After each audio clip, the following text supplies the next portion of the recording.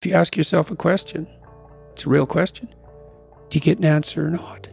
An answer is, well, yeah, thoughts start to appear in your head. So from somewhere. That's right, from somewhere. Where do they come from? Do you have a sense? Depends on what you're aiming at. Depends on the question. No, it does to some degree. It depends on your intent. So imagine that your intent is to make things better. Then maybe they come from the place that's designed to make things better. Maybe your intent is to make things worse. Then they come from hell.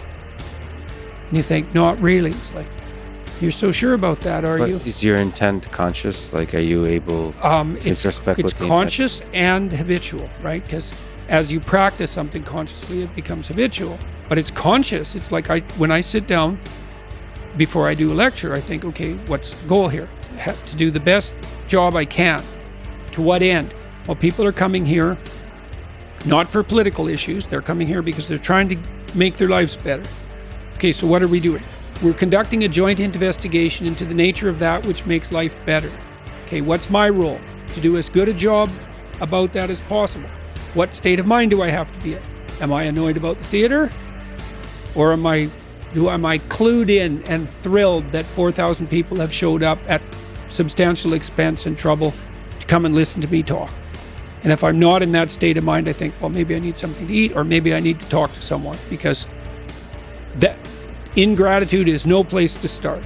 It's like I should be thrilled to be there, obviously. And so that orientation has to be there. And then is it conscious? All this is conscious. What am I serving? The highest good I can conceptualize. What is that? I have some sense, but I don't know it in the final analysis, which is why the investigation is being conducted. Who's doing it? Me, whoever I'm communing with, and the audience. And so I try to get myself, and I chase everybody away for that. It's like I have to do that by myself. Are you writing stuff down? Yes, at that point I just make point notes, and it's usually about maybe 30 notes. But then on stage I never refer to them, and I often don't even use the structure that I laid out. Kind of an interesting thing. From where do powerful phrases come from? Do you try to encapsulate an idea into a sentence or two? Well, when I talk, and I practice this consciously since 1985, I try to feel and see if the words are stepping stones or foundation stones, right? It's like, is this solid? Is this word solid? Is this phrase solid? Is this sentence solid? It's a real sense of fundamental foundation under each word. And I suppose people ask me if I pray, and I would say, I pray before every word. Well, when you're asking questions, like, you're very clear-headed and present in your ability to ask questions and inquire. So how do you do that? So first of all,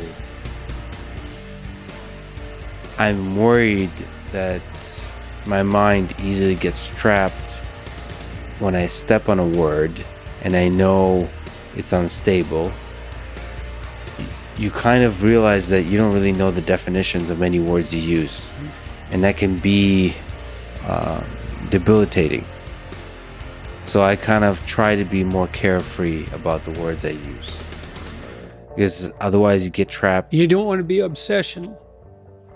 Like, literally, my mind halfway through the sentence will think, well, what does the word sentence mean? Right. Well, neurologically, and then everything else just explodes. Yeah. Your big picture idea explodes, and you lost yourself in the minutia. Well, neurologically, there's a production center and an editing center, and those can be separately affected by strokes. And so often when people are writing or talking, they try to activate both at the same time. And that's so people will try to write an essay and get every sentence right in the first draft. That's a big mistake. And so then you might say, well, how can you be careful with your words but carefree? And the answer is, orient yourself properly, right? Well, in the conversation we're having, you have an orientation structure. You want to be prepared. You want to be attentive. Then you want to have an interesting conversation. And you want to have the kind of interesting conversation that other people want to listen to, that will be good for them in some manner. Okay, so that's a pretty good frame. And then you kind of scour your heart and you think, is that really what you want? Are you after fame? Are you after notoriety? Are you after money?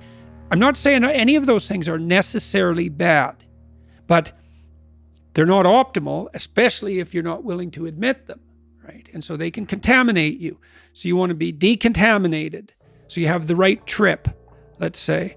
And so you have to put yourself, that's a meditative practice. You have to put yourself in the right receptive position with the right goal in mind. Then you can, and I think you can get better and better at this, then you can trust what's going to happen.